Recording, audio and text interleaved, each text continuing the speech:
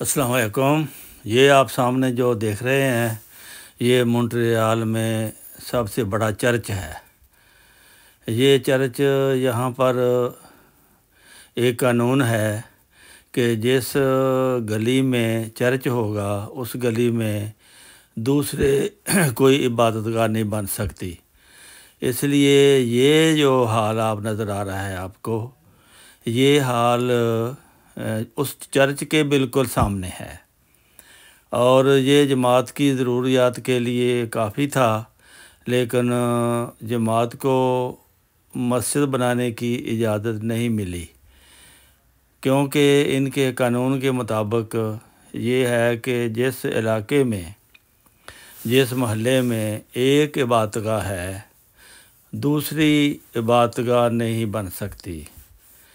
ये मस्जिद की शक्ल अब इस बिल्डिंग को नहीं दे सकते, क्योंकि कानून ये है कि जहाँ चर्च होगा उस इलाके में मस्जिद नहीं बनेगी, जहाँ मस्जिद होगी उस इलाके में चर्च नहीं बनेगा। इस किस्म का इनका कानून है।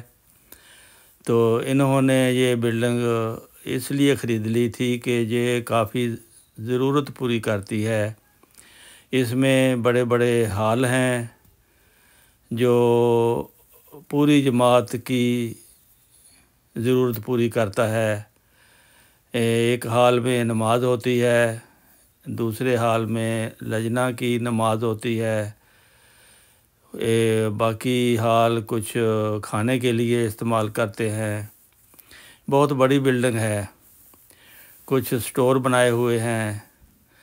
तो इस तरह शायद मरबी साहब की रहाइश भी है, लेकिन ये कन्फर्म नहीं है। मुझे ये पता है कि बहुत बड़ी बिल्डिंग है, इसमें जमात की बहुत सारी ज़रूरियात पूरी हो जानी थी और इसको जब मस्जिद के लिए मंजूरी के लिए दरख्वास्त दी गई तो गवर्नमेंट ने इनको ये कहा कि आप यहाँ मीनार और गुंबद वगैरह मस्जिद की शक्ल इसको नहीं दे सकते, इसको कम्युनिटी सेंटर के तौर पर आप इस्तेमाल कर सकते हैं। फिर अब उस वक़्त से ये एक सेंटर, मरकज़ी सेंटर के तौर पर इस्तेमाल हो रहा है। यहाँ पर पूरी मॉन्ट्रियल शहर की जमातों के इज्तिमा होते हैं, अजलासात होते हैं, जुमे होते हैं, जनाजे होते हैं और ये मॉन्ट्रियल का एक तकरीबन दरमियान तो नहीं कह सकते, बहरहाल शहर के नज़दीक ही है, लेकिन इसमें कानूनी मजबूरी ये है कि इनको इस वजह से, चर्च की वजह से जो आपको पहले दिखाया था, मस्जिद नहीं बना सकते। तो बहरहाल इसमें बहुत सारी दुकानें हैं जो किराए पर दी हुई हैं, इनका बहुत सा किराया आता है, इनको जमात की ज़रूरियात पूरी होती हैं और बहुत सारी रहाइश का भी बंदोबस्त है यहाँ पर, वज़ू करने का बंदोबस्त है यहाँ पर, सारी ज़रूरतें मस्जिद की होती हैं, लेकिन सिर्फ मीनार और गुंबद जो है उसकी इजाज़त नहीं है। वैसे जमात की ये सारी ज़रूरियात है जो पूरी हो रही हैं। इसके अलावा मॉन्ट्रियल में मुख्तलिफ़ नमाज सेंटर हैं और इसको ईस्ट वेस्ट, नॉर्थ, ये सब इलाके हैं जहाँ पर नमाज सेंटर भी हैं और नमाज सेंटर ही हैं, बाकायदा मस्जिद मॉन्ट्रियल के शहर में नहीं है। ये जो हम जिस सड़क पर जा रहे हैं ये हाईवे नंबर 40 है। ये ईस्ट को آتی ہے تقریباً شہر کے درمیان سے، سب سے بڑی شاہراہ یہ ہے، اور اب ہم ویسٹ کی طرف جا رہے ہیں۔ تقریباً 40-50 کلومیٹر ہم یہاں سے ویسٹ سے یہ شروع ہوئی تھی۔ یہ جو موٹر وے ہے یہ تقریباً شہر کے وسط میں سے گزرتی ہے، اس کے ساتھ پھر بہت سی لنک یعنی کہ اس میں بہت سی موٹر وے داخل ہوتی ہیں اور بہت سی موٹر وے اس سے نکلتی ہیں، اور یہ بڑی کھلی اور ہمیشہ یہاں پہ ٹریفک کافی تیز زیادہ ہوتی ہے، اور رات دن یہ چلتی ہے۔ اس میں کوئی شک نہیں کہ مونٹریال کا بزنس جو ہے وہ زیادہ تر بڑے بڑے الکا وے پر ہوتا ہے۔ یہ جو بڑے بڑے ٹرک نظر آتے ہیں اس پر یہ دور دراز تک بزنس ان کا ہے، بلکہ امریکہ تک،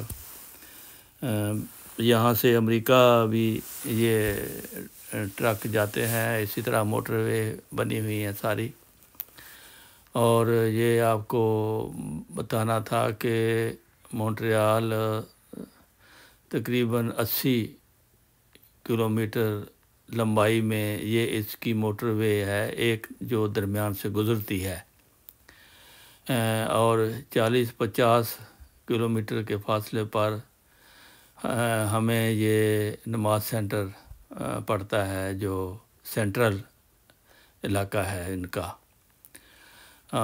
اور بہت بڑا یہ تجارتی شہر ہے۔ پورے ملک میں یہاں سے تجارت ہوتی ہے، اور پورے یہ صوبہ جو ہے کیوبک اس کا نام ہے، اس صوبے کا، یہ پاکستان سے 4-5 گنا بڑا ہے یہ صرف صوبہ۔ اس صوبے میں سرکاری زبان جو ہے وہ بولی جاتی ہے فرینچ زبان یہاں کی سرکاری زبان ہے، کیونکہ فرینچ والوں کا یہاں پر ہولڈ ہے۔ لیکن یہ کینیڈا کے ملک میں یہ واقع ہے، لیکن ہولڈ یہاں کا فرینچ ہے، اس لیے سرکاری زبان یہاں کی فرینچ ہے۔ دفتروں میں فرینچ بولی جاتی ہے، سکولوں میں فرینچ پڑھائی جاتی ہے۔ فرینچ بہرحال لازمی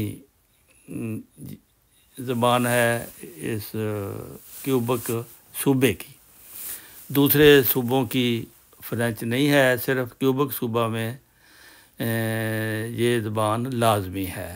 دفتروں میں جب جائیں آپ بہت مشکل سے انگلش بولتے ہیں، بلکہ فرینچ زبان کو لازمی قرار دیتے ہیں کہ دفتر میں آئیں جی آپ نے فرینچ بولنا ہے، اور یہاں کے رہنے والے ہر ایک کو فرینچ سیکھنی بھی لازمی ہے۔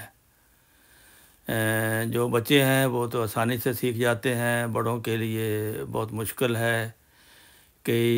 بعض لوگ تو فرینچ زبان سیکھنے جاتے ہیں، کچھ دنوں بعد ہاتھ کھڑے کر دیتے ہیں کہ ہمارے پلے کچھ نہیں پڑا، ہم نہیں سیکھ سکتے، تو وہ بھی اس طرح پھر گزارا کرتے ہیں انگلش میں تھوڑا بہت۔ لیکن زیادہ تر اگر سرکاری دفتروں میں جائیں تو وہاں پر آپ کو فرینچ ہی بولنی پڑے گی۔ دوسرے کاروبار میں انگلش چل جاتی ہے، ڈاکٹروں کے پاس انگلش چل جاتی ہے۔ تو یہ تھی اس کیوبک صوبہ کی کہانی۔ اس میں یہ بہت بڑا صوبہ ہے اور بڑا اہم صوبہ ہے۔ دوسری اس کی صفت یہ ہے کہ یہ امریکہ کے بارڈر کے ساتھ ساتھ ہے، بہت لمبا بارڈر امریکہ کا کیوبک صوبہ کے ساتھ ملتا ہے، اور اس کے علاوہ